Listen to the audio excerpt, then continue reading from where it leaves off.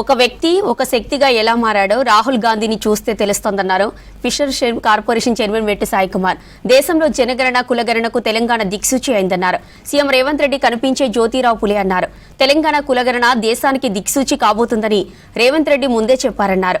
ఇప్పటివరకు అందరి ఇంట్లో ఇందిరాగాంధీ ఫోటో ఉందని, భవిష్యత్తులో ప్రతి బీసీ ఇంట్లో రాహుల్ గాంధీ, రేవంత్ రెడ్డి ఫోటో ఉంటుందన్నారు. కొంతమంది నేతలు రాహుల్ గాంధీని కులం పేరుతో అవమానించారని ఆగ్రహం వ్యక్తం చేశారు. బీజేపీ నాయకులు ఇప్పుడైనా సిగ్గు తెచ్చుకోవాలన్నారు మెట్టు సాయి. కన్యాకుమారి నుంచి కశ్మీర్ వరకు భారత్ జోడో యాత్ర ద్వారా అన్ని వర్గాలు, అన్ని కులాలు, అన్ని మతాలు వారు పడుతున్న బాధలను గ్రహించి ఎట్టి పరిస్థితుల్లో దేశ కులగణన అదేవిధంగా బీసీల కులగణన చేయాలనే ఉద్దేశంతో ఆ నిర్ణయమే తెలంగాణ రాష్ట్రంలో ముఖ్యమంత్రి రేవంత్ రెడ్డి గారు భారతదేశానికి తెలంగాణనే దిక్సూచి అని, తెలంగాణ ఇచ్చిన మార్గదర్శకాలే భారతదేశంలో రేపు జరగబోయే జనగణన కులగణనకు మార్గదర్శకాలుగా మనం ఉన్నామంటే తెలంగాణ రాష్ట్ర ప్రజల యొక్క గర్వకారణం.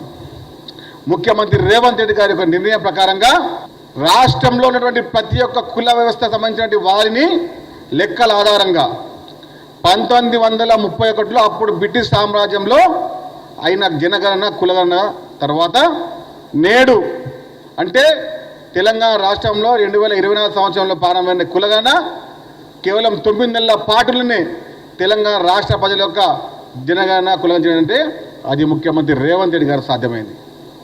ముందే చెప్పారు భారతదేశానికి తెలంగాణ దిక్సూచి అని.